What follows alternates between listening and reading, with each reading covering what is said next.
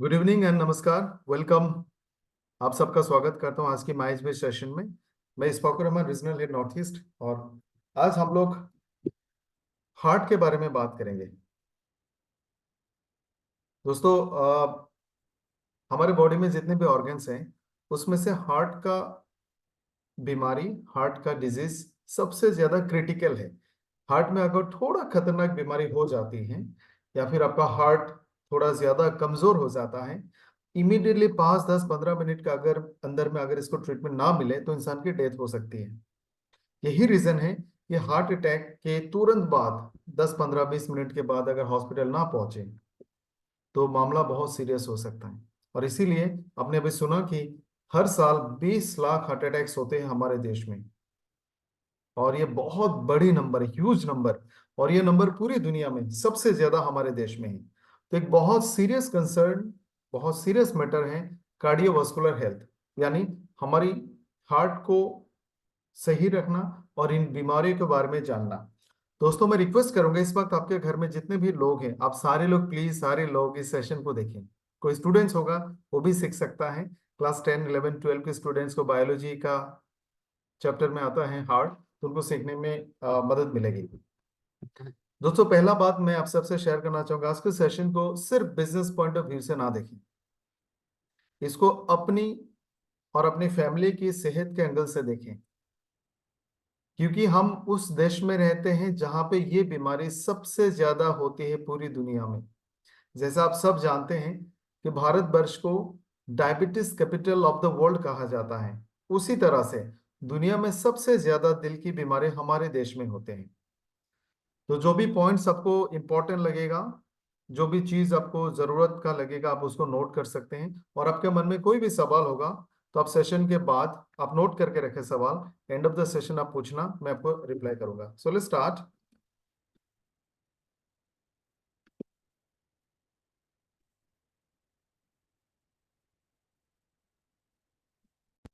क्या PPT clear है? एक बार प्लीज बताएं, पीपीटी मेरा साउंड और मेरा वीडियो।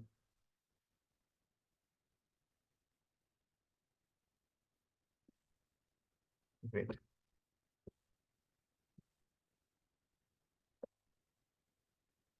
दोस्तों, आप सब जानते हैं नॉन कम्युनिकेबल डिजीज या फिर लाइफस्टाइल डिजीज, जिसमें वो बीमारियां आती हैं जो बीमारी एक इंसान से दूसरे इंसान तक नहीं फैलती है, कम्युनिकेबल नहीं होती, जनरली इन्फेक्शन फैलती है। और ये नॉन कम्युनिकेबल डिजीज उनमें से नहीं है, ये लाइफस्टाइल डिजीज है। हमारा रहन सहन, खाना पीना, चलना फिरना, जिस हिसाब से हम रहते हैं उसके कारण ये बीमारियां होती हैं। और उसमें से सबसे पहला बीमारी है हार्ट हार्ट डिजीज। आप नीचे 4 फोटोज देख सकते हैं। स्मोकिंग, अल्कोहल, बैठे बैठे जो लाइफ है, मतलब एक्सरसाइज नहीं है, मूवमेंट नहीं है, फिजिकल एक्टिविटी नहीं है, और बहुत सारा junk food, fast food. Basically ये 4 मेन कारण है नॉन कम्युनिकेबल डिजीज का। दोस्तों, ये जो आपको जो परसेंटेज दिख रहे हैं स्क्रीन में, ये थोड़ा सा पुराना है। हाल ही में ये परसेंटेज आप 70 तक लेके जा सकते हो। 30 साल 40 साल पहले ज्यादातर लोगों की मौत की कारण होती थी communicable disease, accidents and injury. यानी जैसे आपने सुना होगा dysentery, diarrhoea, pox, measles, mumps, tetanus, typhoid, जो बीमारी एक इंसान से दूसरे इंसान तक फैलती है कीटाणु के कारण, बैक्टीरिया, वायरस, फंगस, पैरासाइट, इन सब के कारण जो बीमारी फैलती है उससे ज्यादा डेथ होती थी। और ये करीब करीब 70-80% होता था 30-40 साल पहले। आज के टाइम पे यानी सिर्फ 30-40 साल में वो बीमारी, फैलने वाली बीमारी घट के सिर्फ 30% रह गई, क्योंकि सारी बीमारी को हम लोगों ने वैक्सीन और बहुत बेहतरीन मेडिसिन से कंट्रोल कर लिया। लोगों का हाइजीन भी बढ़ा, इम्यून सिस्टम भी बेहतर हुआ। लेकिन ज्यादातर डेथ आजकल, ऑलमोस्ट 70% डेथ का रीजन बन गया है नॉन कम्युनिकेबल डिजीज। हार्ट की बीमारी, cancer, diabetes, chronic obstructive pulmonary disorder यानी फेफड़े की बीमारी, लंग्स की बीमारी, एक्सेट्रा। नॉन कम्युनिकेबल डिजीज में यही 4 बीमारी सबसे तेजी से बढ़ रही हैं और सबसे ज्यादा खतरनाक है। कुछ फैक्ट्स आपके स्क्रीन में आपको दिख रहा होगा। नॉन कम्युनिकेबल डिजीज के कारण 23% लोगों की डेथ एवरेज लाइफ स्पैन से पहले होती है। जैसे फॉर एग्जांपल, हमारे देश में लोग 70 साल जीते ऑन एन एवरेज, 68, 72 ईयर्स के रेंज में। लेकिन इसमें से 23% लोग इस उम्र तक पहुंचने से पहले उनकी मौत होती है, और मौत का कारण है हार्ट की बीमारी, कैंसर, क्रोनिक रेस्पिरेटरी डिजीज या फिर डायबिटीज। भारतवर्ष दुनिया का डायबिटीज का राजधानी है। पूरी दुनिया का 60% हार्ट की मरीज हमारे देश में है। अगर आप इस नंबर को थोड़ा ध्यान से समझने की कोशिश करें, से पूरी दुनिया में करीब 200 देश हैं, 200 कंट्रीज इन द वर्ल्ड, और पूरी दुनिया की आबादी है करीब 920 करोड़, अप्रोक्सीमेटली 920 करोड़। हमारे देश की आबादी है 140 करोड़। आप 920 में से 140 हटा दो, कितना होगा? 780 करोड़। 780 करोड़ लोगों में जितना हार्ट की बीमारी होती है पूरी दुनिया में, उससे अलग हमारे देश में 140 करोड़ की आबादी में उससे ज्यादा हार्ट की मरीज है। यानी आप कह सकते हो ये बहुत बड़ा खतरनाक सिचुएशन है। इससे डिजास्टर, ये बहुत ही खतरनाक सिचुएशन में हम रहते हैं। और यहाँ पे हार्ट की बीमारी दूसरे देशों के मुकाबले 15-20 साल पहले ही हो जाती है। यूरोपियन वेस्टर्न कंट्रीज में हार्ट की बीमारी 30 के बाद 40 के आसपास में होती है, जबकि हमारे देश में 20 से शुरू होती है। दूसरे देश में हार्ट की बीमारी प्रेडिक्ट या फिर डिटेक्ट हो जाती है, हमारे देश में बहुत देर तक भी डिटेक्ट नहीं होता है। तो हार्ट की बीमारी बहुत ही अलार्मिंग है। अब बाकी डिजीज ले लो, कैंसर, क्रोनिक रेस्पिरेटरी डिजीज या फिर डायबिटीज, इसमें आपके पास इलाज करने का वक्त होता है। आप इसको ट्रीटमेंट करके चला सकते हो, मेंटेन कर सकते हो, कंट्रोल कर सकते हो। लेकिन हार्ट की बीमारी, खास करके cardiac arrest, myocardial infection, heart attack, stroke, ऐसे हालात में अगर आपको तुरंत इलाज नहीं मिला तो ये बहुत खतरनाक हो सकता है।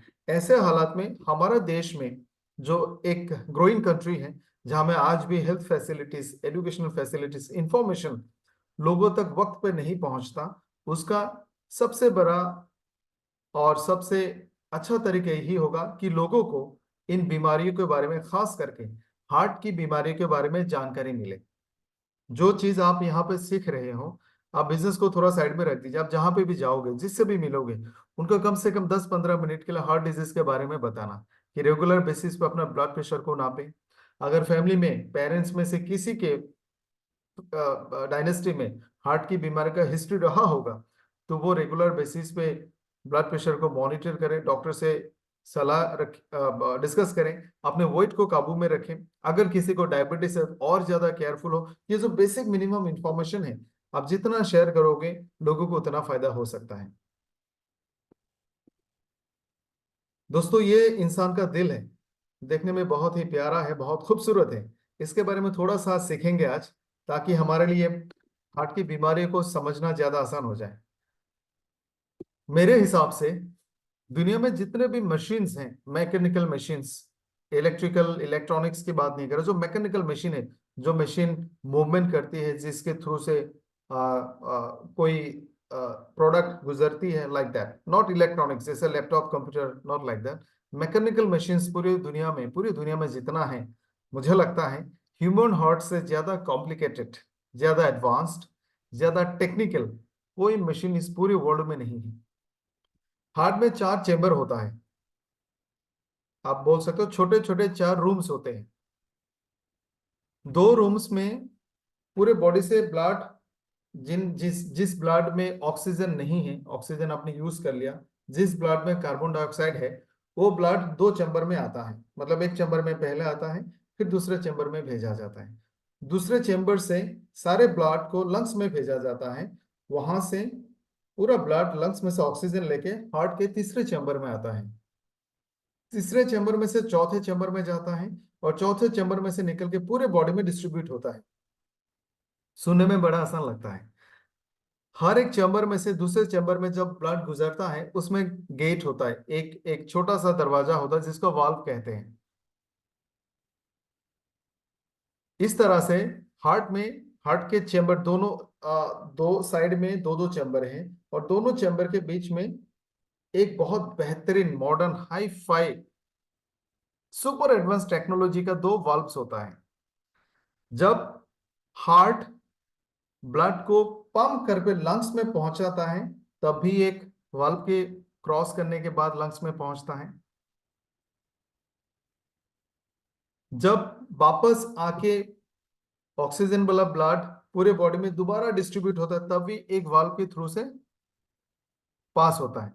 यानी ये वाल्व का टाइमली खोलना और बंद होना, चारों चेंबर टाइमली ब्लॉक होना, आई मीन एक चेंबर बंद होगा तो ब्लड नेक्स्ट चेंबर में जाएगा वाल्व के माध्यम से, तो उस टाइम पे वाल्व को भी खोलना है।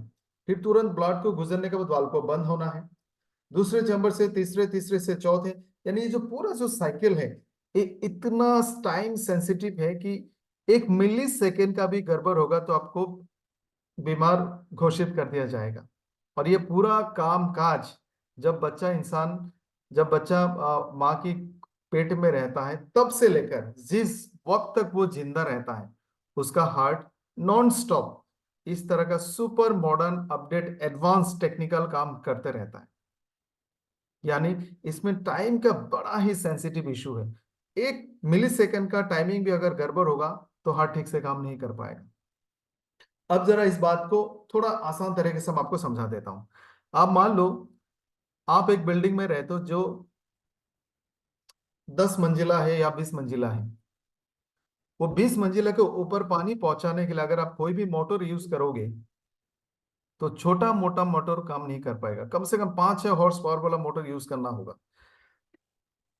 उसी तरह से एक इंसान के शरीर में करीब करीब 5-7 लीटर ब्लड होता है, और ये पूरे ब्लड को हार्ट पंप करके पूरे बॉडी में डिस्ट्रीब्यूट करता है। जिन पाइप्स के माध्यम से ऑक्सीजन वाला ब्लड पूरे बॉडी में जाता है, उन पाइप्स को या फिर उन ब्लड वेसल्स को आर्टरीज कहते हैं। आप इस फोटो में देख सकते हो, जो लाल वाला आपको दिख रहा है राइट साइड में फोटो में देखना, वो एओर्टा है, और ये ऑक्सीजन वाला ब्लड पूरे बॉडी में सप्लाई करता है। यहाँ में तो आपको बहुत मोटा मोटा दिखेगा, लेकिन जब ये बॉडी बॉडी के दूर दूर हिस्से में जाकर बहुत पतला हो जाता है। Just let me know, sound video clear है, पीपीटी क्लियर है? एक बार जल्दी से रिप्लाई करें क्योंकि आज टाइम कम है और बहुत कुछ हमें डिस्कस करना है। Okay great. और जिन पाइप के माध्यम से ब्लड वापस आती है, कार्बन डाइऑक्साइड वाला ब्लड लेके हार्ट में वापस आते हैं, उनको वेन्स कहते हैं। पूरे बॉडी में जितने भी आर्टरीज और वेन्स है, सबको अगर एक के बाद एक आप जोड़ दोगे तो ये 1 लाख किलोमीटर है। और इस 1 लाख किलोमीटर पाइप के थ्रू से हार्ट नॉन स्टॉप ब्लड को पंप करते रहता है, करते रहता है, करते रहता है। यानी जितना ताकत खर्च करती है आपका दिल एक दिन में, उससे आप एक ट्रक को 30 किलोमीटर तक खींच सकते हो। इतना मेहनत करता है आपका हार्ट एवरी डे। तो हार्ट बहुत ही प्रीशियस है, इज वेरी स्पेशल। क्योंकि बाकी ऑर्गन्स के मुकाबले हार्ट बहुत ज्यादा सेंसिटिव है। सेंसिटिव इन द सेंस, इसको अगर ये बीमार हो गया, काम नहीं कर पा रहा है, तुरंत अगर इलाज नहीं कर गया तो ये मर जाएगा। और अगर ये काम नहीं करेगा तो बॉडी के सारे ऑर्गन्स मर जाएंगे, क्योंकि पूरे बॉडी में यही ऑक्सीजन भेजता है। तो ये हार्ट के 4 चेंबर्स हैं, बीच में मसल्स हैं, यहाँ में इलेक्ट्रिसिटी प्रोड्यूस होता है जिसके कारण हार्ट के मसल कॉन्ट्रैक्ट होता है, रिलैक्स होता है, वाल्व्स खुलते हैं, बंद होते हैं, और इस तरह से ब्लड पंप होता है।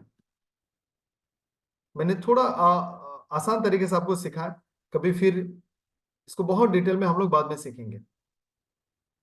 हार्ट के जो कॉमन डिजीज हैं, जैसे एक बार ये वाला फोटो को दोबारा से देखिए, लेफ्ट साइड के फोटो को देखिए। जैसे मैंने आपको कहा, हार्ट पूरे बॉडी में ब्लड को सप्लाई देता है, तो जाहिर है हार्ट खुद काम करने के लिए भी ब्लड चाहिए। उसको चलने के लिए, ब्लड को पंप करने के लिए, पूरे बॉडी में ब्लड पहुंचाने के लिए उसको भी बहुत सारा ताकत चाहिए, बहुत सारा ग्लूकोज चाहिए, बहुत सारा ऑक्सीजन चाहिए। जो खून के आर्टरीज, जो ब्लड के पाइप्स हार्ट को ऑक्सीजन देता है, हार्ट को ग्लूकोज देता है, उनको कोरोनरी आर्टरीज कहते हैं। यानी ये पाइप से हार्ट चलता है, इन पाइप से हार्ट को एनर्जी मिलती है, हार्ट को ऑक्सीजन मिलती है। आप देख सकते हैं इन फोटोज में, जो हार्ट के ऊपर में आपको ब्लू कलर के पाइप्स दिख रहे हैं, उसके नीचे आपको रेड कलर का भी दिखेगा, ये सारे कोरोनरी आर्टरीज हैं, यानी इससे हार्ट चलता है। तो हार्ट का जो सबसे कॉमन डिजीज है कि आपका कोरोनरी आर्टरी बीमार हो गया।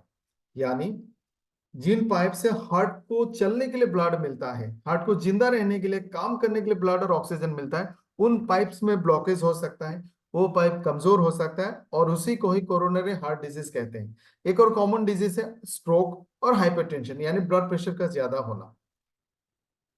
इंडिया का जो टोटल डेथ्स है, आप मान लो अगर हमारे देश में 100 लोगों की मौतें होती हैं, तो उसमें से 27 लोगों की मौत का कारण होता है heart disease. And it's a big number, it's a huge number. Her 1 minute में 4 लोगों की डेथ होती है हार्ट की बीमारी के कारण है। यानी इतने तेजी से दूसरी किसी भी बीमारी से डेथ हमारे देश में नहीं होता है। इसका एक कॉमन रीजन है अनहेल्दी लाइफस्टाइल, जैसे मैंने कहा, और अनहेल्दी डाइट। हमारा खाना पीना, रहन सहन अगर सही नहीं होगा, यही से हार्ट की बीमारी की शुरुआत होती है। नॉन कम्युनिकेबल डिजीज से होने वाले सबसे ज्यादा डेथ का कारण हार्ट डिजीज है। हार्ट डिजीज पिछले 15 साल में 50% दुगना हो गया है, सॉरी 50% बढ़ गया है। अब मान लो अगर 2010 में हार्ट की बीमारी 10% या 15% लोगों को होती थी, 2024 में हार्ट की बीमारी करीब 30% लोगों को हो रही, यानी 15 साल में ये बीमारी लगभग डबल हो गया, ऑलमोस्ट। तो ये बहुत तेजी से हो रही है लोगों को। और आप जानते हैं ये उन्हीं चीजों से होती है जो हम रोज करते हैं। खाना पीना गड़बड़ होगा और चलना फिरना गड़बड़ होगा तो आपको हार्ट की डिजीज हो सकती है। हमारे देश में ये बीमारी बहुत जल्दी शुरू हो रहा है। हार्ट की बीमारी के बारे में अक्सर लोगों को पता नहीं चलता है। उसका कारण ये है कि आज अगर आपका लाइफस्टाइल अच्छा नहीं है, फॉर एग्जाम्पल कंसीडर कोई शहर में रहने आया और उसका उम्र है 20 साल, और 20 साल तक वो गांव में रहता था, तो गांव का माहौल हार्ट के लिए अच्छा है। वहां में फिजिकल एक्टिविटी होता है और उनका फूड हैबिट अच्छा होता है। 20 साल की उम्र में कोई शहर में आता है, देर से उठता है, देर को सोता है, स्मोक करता है, एल्कोहल लेता है, फास्ट फूड लेता है, जंक फूड लेता है, स्ट्रेस हो गया, इस तरह का हैबिट उसका डेवलप हो गया, तो 1 साल में उसको हार्ट अटैक नहीं भी आ सकती, 1 साल में उसको हार्ट की बीमारी डिटेक्ट नहीं भी हो सकता है। हो सकता है तीसरे या चौथी साल से उसका कोलेस्ट्रॉल लेवल बढ़ने लगे, उसके कोरोनरी आर्टरीज में हल्का हल्का ब्लॉकेज आने लगे, लेकिन वो आसानी से डायग्नोस नहीं होगा, वो आसानी से उसको सिम्टम से पता नहीं चलेगा। यानी जब उसको सिम्टम से पता चलेगा कि शायद मेरा हार्ट की बीमारी है, तब तक बहुत लेट हो जाता है। क्योंकि हमारे देश में लोग ब्लड प्रेशर भी अपनी मर्जी से कभी नहीं नापता, जब उसको लगता है बीमार है तब जाके डॉक्टर के पास जाके ब्लड प्रेशर नापता है। तो हार्ट की बीमारी को पता लगाने के लिए यहाँ पे 5-6 चीजों को मैंने लिखा है। मेरा रिक्वेस्ट है सबसे, आप इसको हमेशा लोगों के साथ डिस्कस करना, खास करके जिनका उम्र 30 साल से ज्यादा है, जो शहर में रहता है, जिसका लाइफस्टाइल अच्छा नहीं है, जिसका फूड हैबिट अच्छा नहीं है, जिसको डायबिटीज है, या फिर जिसको खानदान में पेरेंट्स को हार्ट की बीमारी का हिस्ट्री रहा होगा। पहला रीजन, पहला सिम्टम हार्ट की बीमारी का जिससे आप पता लगा सकते हो कि उसको अक्सर सांस लेने में तकलीफ होता है, कभी कभार सडनली बहुत सारे पसीने आते हैं, दिल के धड़कन अक्सर तेज होने लगता है, अक्सर कमजोर लगता है, बहुत ही ऐसा कमजोर लगता है कि अभी बेहोश हो जाएगा, डाइजेस्टिव प्रॉब्लम्स होंगे, हाथों में पैरों में थोड़ा बहुत स्वेलिंग सूजन हो सकता है, गर्दन के पीछे और इंच पार्ट में, जो आप क्या बोलते हैं उसको, जॉ जिसको कहते हैं, इस पार्ट में और गर्दन के पीछे पेन हो सकता है। ये जो 5-6 सिम्टम्स है, अगर हमने रेगुलर बेसिस पे इन पे ध्यान दिया तो हार्ट की बीमारी का शुरुआत पता किया जा सकता है। एक छोटा सा वीडियो है कि कोरोनरी हार्ट डिजीज कैसे होता है, मैं चाहूंगा आप सब लोग इसको ध्यान से देखें। और जैसे ही शुरू आप लोग प्लीज चैट बॉक्स में लिखना, अगर साउंड वीडियो क्लियर है तो यस लिखना।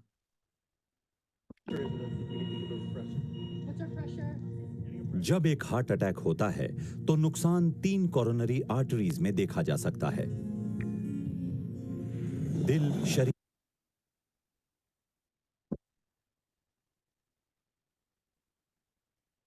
को पोषण देने के लिए करीब 1 लाख किलोमीटर की लंबाई के वेसल्स में खून को पंप करता है, लेकिन इसके साथ ही दिल कोरोनरी आर्टरीज में भी खून को पंप करके अपने लिए पोषण लेता है। अगर एक कोरोनरी आर्टरी भी बीमारी से ब्लॉक हो गई, अगर खून की पोषण देने वाली धारा कम होती गई, अगर दिल को पोषण नहीं मिला और अगर फौरन चिकित्सा न की गई तो नतीजे घातक हो सकते हैं। आर्टरी है जो यहाँ से आती है, यह आर्टरी यहाँ बहुत बड़ी और तंदुरुस्त लगती है, लेकिन फिर अचानक ही इस आकार की आर्टरी से इस आकार की आर्टरी में बहुत बड़ा परिवर्तन दिखाई देता है और फिर एक तरह से ये खुल जाती है। यहाँ ठीक इस जगह पर वो क्षेत्र है जहाँ खास ब्लॉकेज जमना होता है।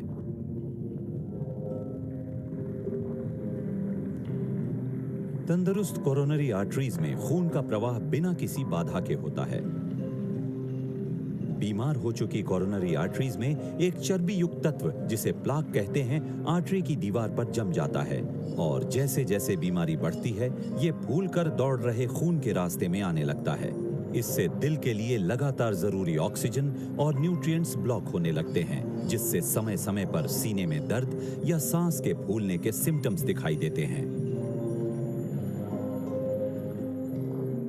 लेकिन हार्ट अटैक्स की वजह ज्यादातर वो प्लाक होता है जो आर्टरी के बीच में ना आकर उसके वॉल से चिपका रहता है। कोरोनरी आर्टरी की बीमारी में एक सबसे डरावनी बात यह है कि ये बहुत लंबे समय रप्चर हो सकता है। रप्चर होता है जिससे ब्लड क्लॉट बनता है और कोरोनरी आर्टरी का बाकी हिस्सा ब्लॉक होता है और हार्ट अटैक हो सकता है। यही असल में हार्ट अटैक की सबसे आम वजह है। आजकल जहां वैज्ञानिक ये पता लगाने की कोशिश कर रहे हैं कि अनस्टेबल प्लाक को कैसे पहचाना जाए, वहीं डॉक्टर्स मरीजों के जोखिम को कम करने की कोशिश और मदद कर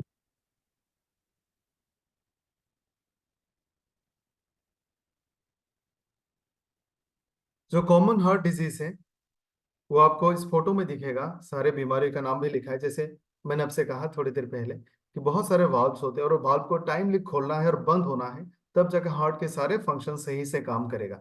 अक्सर इन वाल्व्स में बीमारी होती है, उसको वाल्व डिजीज कहा जाता है। जैसे वाल्व्स ठीक से बंद नहीं होंगे और इसके कारण अगले चैम्बर से ब्लड वापस पहले चैम्बर में आ जाएंगे, तो आपके शरीर को ऑक्सीजन वाला ब्लड कम मिलेगा। एक और बीमारी है जिसको एनीरोसिम कहते हैं। आप देख सकते हो जहां से खून फ्लो होती है उसमें सोलिंग हो गया। सोलिंग होने के कारण ब्लड आसानी से नहीं पहुंचेगा।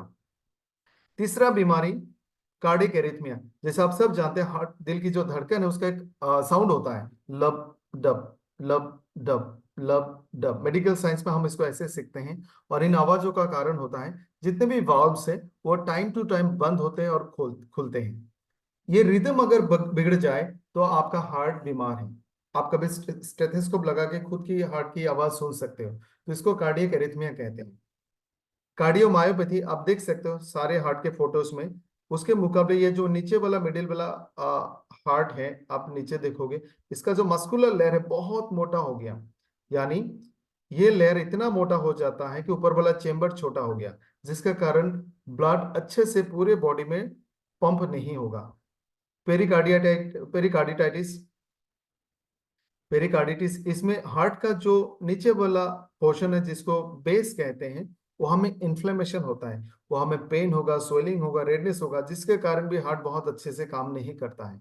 हार्ट फेलियर यानी कोई भी चेम्बर या फिर किसी भी कोरोनरी आर्टरी अगर सही से काम नहीं कर रहा है, जिसके कारण हार्ट के मसल मर जाते हैं, जिसके कारण आपका हार्ट काम नहीं करेगा, उसको हार्ट फेलियर भी कह सकते हैं या फिर इसको अलग अलग नाम से भी जाना जाता है। इसमें से एक और जो सिम्टम्स है आप देख सकते हो, लेफ्ट का ये वाला फोटो जहां पे मैं माउस के कर्सर को घुमा रहा हूँ, हार्ट फेलियर। आप देख सकते हो ये जो चेम्बर है ये इतना बड़ा हो गया कि यहाँ से अच्छे से पंप करके ब्लड जाना आना नहीं हो सकता है। यहाँ पे ब्लड बहुत ज्यादा जमा हो जाएगा और यहाँ से अच्छे से पंप नहीं होगा। जो ऊपर वाले चैम्बर्स होते हैं उनको एट्रियम या फिर आर्टिकल्स कहते हैं, और जो नीचे वाले चैम्बर्स होते हैं उनको वेंट्रिकल्स कहते हैं। यानी इसमें ये जो नीचे वाला वेंट्रिकल वाला चैम्बर है ये इतना बड़ा हो गया। और सबसे पहला जो हमने डिस्कस किया कोरोनरी आर्टरी डिजीज, जैसा अभी आपने वीडियो में देखा कि हार्ट को ब्लड सप्लाई देने वाला आर्टरीज में ब्लॉकेज होती है। तो यही कॉमन हार्ट डिजीज है जो अक्सर डायग्नोस होती है जब मरीज हॉस्पिटल्स में आते हैं। एट्रियल फिब्रिलेशन, इसको अलग अलग नाम से भी जाना जाता है। एक बहुत इंपॉर्टेंट चीज जिसको हमें थोड़ा समझना होगा दोस्तों, हिंदुस्तान में, इंडिया में जो खाना हम खाते हैं सुबह से लेकर रात तक, मेरा मानना है कि आप सब भी मानोगे कि इसमें एक्सेस फैटी फूड हम खाते हैं। तेल में तौला हुआ, फ्राइड, रेस्टोरेंट में जो भी आप खाते हो वो वही तेल में फ्राइड होते हैं, और उस तेल को लोग बदलते नहीं है। घर में भी हम बहुत ज्यादा तेल मसाला वाला खाना खाते हैं। हमने कभी कंट्रोल में हिसाब करके खाना नहीं खाया। यानी हमारे बॉडी में हर रोज लगातार बेसिस में अननेसेसरी फैट जाते हैं, और वो जो अननेसेसरी फैट है वो अनहेल्दी फैट भी होता है। ऐसा नहीं कि जो अननेसेसरी है वो हेल्दी है और हम लोग ऐसे ही ज्यादा खा रहे हैं, वो अनहेल्दी भी है और वो बीमार भी करता है, और वो हम उसको ज्यादा मात्रा में लेते हैं और लॉन्ग टाइम में। और आजकल देखा गया है कि 20-22 सालों से ही जो ब्लड के पाइप्स होते हैं, खून की जो पाइप्स होते हैं जिनको आर्टरीज कहते हैं, उसके अंदर में इस तरह से बैड फैट जमा होने लगता है जिसको प्लाक भी कहा जा सकता है, जिसके कारण खून आसानी से बॉडी में नहीं पहुंचती है। और यही प्रॉब्लम अगर कोरोनरी आर्टरी में होगा तो दिल काम करने के लिए सही मात्रा में ऑक्सीजन और ग्लूकोज नहीं ले पाएगा। तो ये कॉमन बीमारी है और इस चीज को एथेरोस्क्लेरोसिस कहते हैं, यानी आपके आर्टरीज में ब्लॉकेज हो गया। हार्ट अटैक आप देख सकते हो इस फोटो में, ध्यान से देखें, जिसमें एक छोटा सा बॉक्स बना के रखा है और उसको बड़ा करके दिखाया गया है। अभी जो हमने एथेरोस्क्लेरोसिस देखा था उसी को यहाँ पे दिखाया गया है कि जो पाइप आपको हार्ट को ऑक्सीजन और ब्लड सप्लाई देता है, ग्लूकोज सप्लाई देता है, वो पाइप में ब्लॉकेज हो गया, या फिर 90% 80% आप सुनते हैं कि 50% ब्लॉकेज, 60% ब्लॉकेज, 90% ब्लॉकेज। तो कोई भी ब्लॉकेज होगा तो हार्ट को ऑक्सीजन और ग्लूकोज कम मिलेगा, तो धीरे धीरे वो हार्ट मरने लगेगा। कभी ऐसा होगा सडनली आपको बहुत ज्यादा ऑक्सीजन और ग्लूकोज की डिमांड हो गया, लेकिन ये ब्लॉकेज के कारण हार्ट काम नहीं कर पा रहा है, और इसी को हार्ट कहते हैं। दोस्तों अक्सर आपने ये शब्द भी सुना होगा, ब्लड प्रेशर। इसके बारे में थोड़ा सा अच्छे से समझ लेते हैं। जब हार्ट पंप करता है, जैसे जब जब ये ऐसे धड़केगा तो ब्लड पंप होके पूरे बॉडी में जाता है। जिन आर्टरीज के माध्यम से, जिन पाइप्स के माध्यम से ऑक्सीजन वाला ब्लड पूरे बॉडी में जाता है उनको आर्टरीज कहते हैं। और इसमें जो प्रेशर बनता है वो एवरेज नॉर्मल है 120 मिलीमीटर ऑफ मर्क्यूरी। जिन पाइप्स के माध्यम से कार्बन डाइऑक्साइड वाला ब्लड वापस हार्ट में आता है उनको वेन्स कहते हैं, और वहां में जो दबाव बनता है उसको 80 मिलीमीटर ऑफ मर्क्यूरी कहा जा सकता है। हमारे देश में 30 से लेकर मान लो आप 35 के एज तक नॉर्मल ब्लड प्रेशर 120 और 80 माना जाएगा। अब अगर 40 के उम्र में आप पहुंच जाते हैं तो वहां पे थोड़ा बढ़ सकता है, 125 हो सकता है, नीचे वाले 82 83 हो सकता है। 40 के बाद 130 और 85 तक जा सकता है, 140 और 85 के आसपास, या फिर मैक्सिमम 90 तक ही रहना चाहिए at any point of time, जब जब आप बड़े होते हो। 40 के बाद 50 50 60 70, कोई भी एज हो, 140 और 90 से ज्यादा नहीं होना चाहिए। लेकिन हमारे देश में कम उम्र में 120 की उम्र ब्लड प्रेशर, कम उम्र में 120 के ऊपर का ब्लड प्रेशर अक्सर देखा जाता है। 20-25 की उम्र में 140, 90, 135, कभी कभी 150 भी नोटिस किया गया है, और ये बहुत ही खतरनाक सिचुएशन है। दोस्तों आपको हमेशा अपने ब्लड प्रेशर का ध्यान रखना है। हर महीने कम से कम 1-2 बार ब्लड प्रेशर नापे। अगर ज्यादा है तो अपने डॉक्टर से या फिर ओके लाइफ करके डिस्ट्रीब्यूटर से बात करें, या फिर आप लोग अगर किसी को ऐसा जानते हैं तो आप उनको बताएं कि ब्लड प्रेशर को कंट्रोल कैसे किया जा सकता है।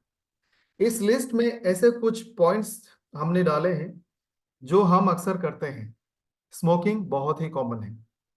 हाई ब्लड प्रेशर बहुत लोगों का है। हाई ब्लड कोलेस्ट्रॉल इंडिया में मुझे लगता है ज्यादातर लोगों का होगा। हाई ट्राइग्लिसराइड यानी आपके बॉडी में फैट ज्यादा, बहुत कॉमन है। ओवरवेट, ओबेसिटी, आपका वजन ज्यादा होना कॉमन है। फिजिकल इनएक्टिविटी मतलब फिजिकल मूवमेंट ना होना, फिजिकल एक्टिविटी ना होना बहुत ही कॉमन है। डायबिटीज या फिर प्री डायबिटीज इंडिया में सबसे ज्यादा है। मेटाबॉलिक सिंड्रोम्स ये भी इंडिया में कॉमन है, और ये सारी चीज आपकी हार्ट की बीमारी को बढ़ाता है। दोस्तों अगर आसान भाषा में कहा जाए, अगर हार्ट की बीमारी एक बॉम्ब होता तो वो बॉम्ब इंडिया में प्लांटेड है। यानी हम हार्ट की बीमारी की बॉम्ब के ऊपर में बैठे हैं पूरे इंडिया के लोग, क्योंकि ये जो सारे रिस्क फैक्टर हैं इसमें से कम 1-2 रिस्क फैक्टर हर इंसान में होता है। इसके अलावा कुछ रिस्क फैक्टर और भी है। अगर आप फास्ट फूड खाते हैं, जंक फूड लेते हैं, आपको स्ट्रेस होता है, आपको टेंशन होता है, आपका स्लीप टाइम कम है, लेट सोते हैं, लेट उठते हैं, या फिर आपके फैमिली में किसी का हिस्ट्री है, तब आप ज्यादा रिस्की हैं। ओके लाइफ केयर के प्रोडक्ट के माध्यम से हार्ट की बीमारी को कंट्रोल भी किया जा सकता है और क्योर भी किया जा सकता है। इसमें से पहला प्रोडक्ट है हार्ट फ्यूल, उसके बाद है मुक्ताबटी, आरजी फ्यूल, नोनी भी हम रेकमेंड कर सकते हैं, अर्जुन गार्लिक, ओमेगा फ्लैक्स और राइस ब्रेन ऑयल। ये सारे प्रोडक्ट हार्ट की बीमारी में बहुत हेल्पफुल है। लेकिन हम लोग कुछ प्रोडक्ट्स के बारे में बहुत डिटेल्स में बात करेंगे। सबसे पहला है हार्ट फ्यूल। प्रोडक्ट के डिटेल में नहीं जाएंगे, आप प्रोडक्ट के बेनिफिट्स को बहुत अच्छे से समझ लेंगे तो लोगों को आसानी से बता पाएंगे। हार्ट के जितने भी फंक्शंस हैं उसको बेहतर करेगा हार्ट फ्यूल। जैसे हमने देखा, सारे चैम्बर्स का खुलना, चैम्बर्स का बंद होना, वाल्व का फंक्शनिंग, आर्टरीज का हेल्थ, एथेरोस्क्लेरोसिस, कोरोनरी आर्टरीज का हेल्थ, जितने भी हार्ट के फंक्शंस हैं, ब्लड पाइप्स के फंक्शंस है, उसको बेहतर करेगा। कोलेस्ट्रॉल को मेंटेन करेगा और बैलेंस करेगा। ये बहुत अच्छा एंटीऑक्सीडेंट है। इसके कारण डीजेनरेटिव डिसऑर्डर्स या फिर उम्र के साथ साथ और फ्री रेडिकल की वजह से हार्ट की जो डैमेजेस होती है उसको रोकेगा। हार्ट मसल्स को स्ट्रांग बना के रखेगा। हार्ट के जो रिदम है लब डब लब डब, उसको मेंटेन करेगा, यानी एरिथमिया होने नहीं देगा। ब्लड प्रेशर को रेगुलेट करेगा, ज्यादा नहीं होने देगा। ब्लड सर्कुलेशन को बेहतर करेगा और कोलेस्ट्रॉल लेवल को भी बैलेंस करेगा। ये प्रोडक्ट किसके लिए जरूरी है?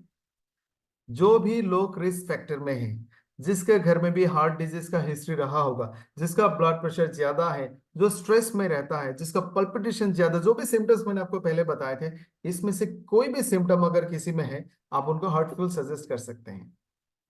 एक बेहतरीन लाजवाब प्रोडक्ट है आरजी फ्यूल।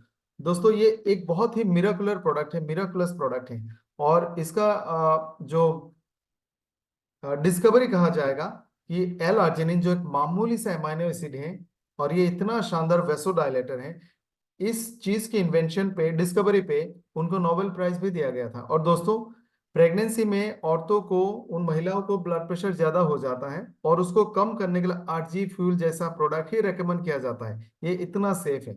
जब जब आप आरजी फ्यूल लोगे तो आपने देखा होगा कि जो ब्लड के पाइप्स है उसमें कोलेस्ट्रॉल या फिर प्लाक के कारण वो थोड़ा ब्लॉक हो गया। आरजी फ्यूल लेते ही आधा घंटे में वो डायलेट हो जाएगा, इस तरह से फैल जाएगा, यानी जो ब्लॉक का चांस था वो कम हो जाएगा। इसका बहुत आसान एक्सपेरिमेंट आप कर सकते हो। आप ब्लड प्रेशर नापना, उसके बाद आप आरजी फ्यूल पियो और आधा घंटा 40 मिनट के बाद आप दोबारा आरजी फ्यूल, दोबारा ब्लड प्रेशर नापो, आपको पता चल जाएगा। तो आरजी फ्यूल उन लोगों को जरूर देना है जिनको हार्ट अटैक्स हो चुका है, जिनका ब्लड प्रेशर हमेशा ज्यादा रहता है, जिनको स्ट्रेस है, जो काफी टाइम से ब्लड प्रेशर के मेडिसिन ले रहे हैं, उनको आप ये प्रोडक्ट जरूर रिकमेंड करें। हार्ट के अलावा आरजी फ्यूल बहुत सारे दूसरे हेल्थ बेनिफिट्स भी देते हैं, लेकिन आज हम उसके बारे में बात नहीं करेंगे। एक और बहुत शानदार प्रोडक्ट है चारा के रेंज में मुक्ताबाटी। ये बहुत अच्छा ब्लड प्रेशर को कम करने का मेडिसिन है, जो ब्लड प्रेशर को कंट्रोल करता है, आपको थोड़ा सा रिलैक्स भी करेगा, आपके माइंड को थोड़ा रिलैक्स रखेगा, आपको अच्छा नींद देगा, जिसके कारण भी इनडायरेक्टली आपका हार्ट का हेल्थ और आपका स्ट्रेस लेवल दोनों में सुधार होगा। ये बॉडी माइंड सोल को रिजुविनेट करता है एज पर त्रिदोषा, जिसको हम आयुर्वेदा में सीखते हैं। ये डिप्रेशन, मेंटल स्ट्रेस को भी कम करता है और बैड कोलेस्ट्रॉल को कम करता है और गुड कोलेस्ट्रॉल को बढ़ाता है। एक और इसी तरह का शानदार प्रोडक्ट है अर्जुन गार्लिक। इसके बहुत सारे बेनिफिट्स हैं। आप सब ने कहीं ना कहीं देखा होगा, या फिर आप सब भी घर में कहीं ना कभी यूज किए होंगे। जो लोग नॉनवेज खाते हैं अक्सर, वो भी करी में आप पूरा लहसुन कभी कभी डाल देते हैं और बहुत सारे लोग इस तरह का लहसुन खाते हैं। इससे आपका हार्ट अच्छा रहता है, लिपिड प्रोफाइल अच्छा रहता है। अर्जुन भी कार्डियक टॉनिक है, यानी ये दिल का टॉनिक है। ये हार्ट को, हार्ट के मसल्स को, ब्लड वेसल्स को बहुत हेल्दी रखता है। तो अर्जुन गार्लिक का कॉम्बिनेशन बहुत बेहतरीन है हार्ट के लिए। कोलेस्ट्रॉल को बैलेंस करेगा, ब्लॉकेज को कम करेगा, अच्छा कोलेस्ट्रॉल को बढ़ाएगा, बुरा कोलेस्ट्रॉल को कम करेगा। ओवरऑल ट्राइग्लिसराइड उसको भी रेगुलेट करेगा। Heart attack, coronary heart disease, ऐसे प्रॉब्लम्स को दूर रखेगा। ब्लड फ्लो को बेहतर करेगा और कहीं में भी ब्लॉकेज है उनकी पाइप से, अगर ब्लड आर्टरी थोड़ा सा ऐसे नैरो हो गया, उसको डायलेट करेगा। एथेरोस्क्लेरोसिस को भी कम करता है। ये ब्लड वेसल, हार्ट, मसल सबके लिए बेहतरीन है। एक और शानदार प्रोडक्ट जो इस बास्केट में हमने ऐड किया है वो है RBO, rice bran oil. Rice bran oil के बारे में दो तीन चीजें बताऊंगा, ज्यादा डिस्कस नहीं करेंगे। इसमें एक बहुत ही शानदार कुदरती चीज है जिसका नाम है गमा ओराइजेनॉल। ये दुनिया का सबसे बेहतरीन एंटीऑक्सीडेंट्स में से एक है, और ये एंटीऑक्सीडेंट हर तरह का आपको बेनिफिट्स देंगे। हर तरह का बेनिफिट्स हार्ट को भी देगा, ब्रेन को भी देगा, मसल्स को भी देंगे, स्किन को भी देंगे, फ्री रेडिकल्स को भी दूर करेगा। ये बहुत अच्छा हेल्दी कोलेस्ट्रॉल का सोर्स है, इसमें कोई भी बुरा कोलेस्ट्रॉल नहीं है। दोस्तों एक चीज मैं यहाँ पे बताऊंगा, मैं चाहूंगा आप लोग सब लोग यहाँ से एक बार सीखें। आप सबको समोसा पसंद होगा, लेकिन डॉक्टर मना करते हैं समोसा बुरा नहीं है। जिस तेल में समोसा को तोला जाता है, जिसमें फ्राई किया जाता है, वो तेल अच्छा नहीं है। अक्सर जो भी ऑयल हम अपने किचन में यूज करते हैं, आप जब पहली बार खाना बनाते हो उसी बार वो तेल खराब हो जाता है। यानी ज्यादातर कुकिंग ऑयल 150 डिग्री गर्म पाते ही वो बदल जाता है, वो चेंज हो जाता है, ट्रांसफॉर्म हो जाता है, और उसको रैंसिड कहते हैं। यानी उसका जो केमिकल फिजिकल प्रॉपर्टीज है, उसमें जिस तरह का ओलिक एसिड है, जिस तरह का उसमें लिपिड्स हैं, उसका प्रॉपर्टी, उसका कैरेक्टर चेंज हो जाता है, और वो एक तरह का बहुत खतरनाक तेल बन जाता है जो दिल के लिए वेरी टॉक्सिक, ये बहुत हार्मफुल बन जाता है, क्योंकि ये 150 डिग्री में जल जाता है। जो तेल आपके डिब्बे में रहता है, वही तेल जब आप गर्म करके उसमें खाना बनाते हो, वो तेल जल जाता है, और जलने के बाद ये बहुत ही खतरनाक बन जाता है। Rice bran oil generally 240 degree के आसपास में जलेगा, यानी 240 डिग्री तक पहुंचेगा नहीं, एक्चुअली उससे पहले आपका कुकिंग हो जाएगा। तो राइस ब्रेन में खाना पकाने का तरीका, और ज्यादातर सारे तेल में खाना बनाने का तरीका मैं आपसे सबसे शेयर करूंगा। आप बर्तन में तेल डालते हो और वेट करते हो उसमें कब गर्म हो कब धुआं निकले, वो प्रोसेस में ना जाए। आप कढ़ाई डालो, उसमें हीट करो, आई मीन फायर लगाओ, और उसी कढ़ाई में तेल डालो। कढ़ाई को गर्म होने का इंतजार ना करें, तेल के साथ कढ़ाई को धीरे धीरे गर्म करें, और जब आपको लगे कि थोड़ा गर्म हो गया, आप उसमें कुकिंग शुरू करें। इससे आप एसिड होने से बचा सकते हो। अदरवाइज आरबीओ कभी भी जलेगा नहीं जिस नॉर्मल प्रोसेस में हम घर में खाना बनाते हैं। यही डिफरेंस है कि दूसरे तेल में अगर आप पकौड़ा समोसा तोलते हो तो उसका कलर बदल जाता है, और राइस ब्रेन में कलर नहीं बदलता। और दूसरे तेल क्वांटिटी में भी कम हो जाएगा क्योंकि वो जल के इवापोरेट भी होता है, लेकिन ये जलता नहीं है तो इवापोरेट भी नहीं होगा, तो तेल का मात्रा भी कम लगता है। ये कोलेस्ट्रॉल को मेंटेन करता है, और ये कभी भी जलता नहीं है, जिसके कारण ये नॉन टॉक्सिक है। और ये दोनों चीज आपके हार्ट के लिए सबसे ज्यादा फायदेमंद है। आप जिंदगी भर आरबीओ में फ्राई किया हुआ समोसा खा सकते हैं, आपको नुकसान नहीं करेगा। दोस्तों इसके अलावा इसमें विटामिन ई डाला गया है, विटामिन ए भी डाला गया है, जो बहुत बेहतरीन एंटीऑक्सीडेंट है, और आरबीए बहुत अच्छा एंटी कैंसर प्रॉपर्टीज भी रखता है। तो दोस्तों ये सारे जो प्रोडक्ट मैंने आज आपके साथ डिस्कस किए हैं, ये हमारे हार्ट के लिए बहुत जरूरी है। और इंतजार ना करें कि कोई बीमार होगा तब जाके हम उनको हार्ट के प्रोडक्ट्स देंगे, लेकिन 20 22 25 साल से ही हमें लोगों को हार्ट के प्रोडक्ट्स देना होता है। जितने भी प्रोडक्ट्स मैंने आपके साथ यहाँ पर डिस्कस किए हैं, वो सारे प्रोडक्ट आप खुद भी अपने घरों में यूज करें, कम से कम एक दो प्रोडक्ट जरूर यूज करें। और जिनको हार्ट की बीमारी है उनको आप ज्यादा प्रोडक्ट भी दे सकते हैं। तो मैं चाहूंगा आप लोग एक बार प्लीज शेयर करें आज का सेशन कैसा लगा। अगर किसी का कोई भी सवाल आप चैट बॉक्स में डाल सकते हैं।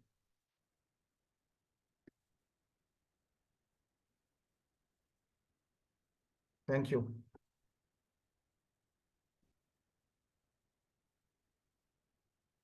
तो थैंक यू सो मच।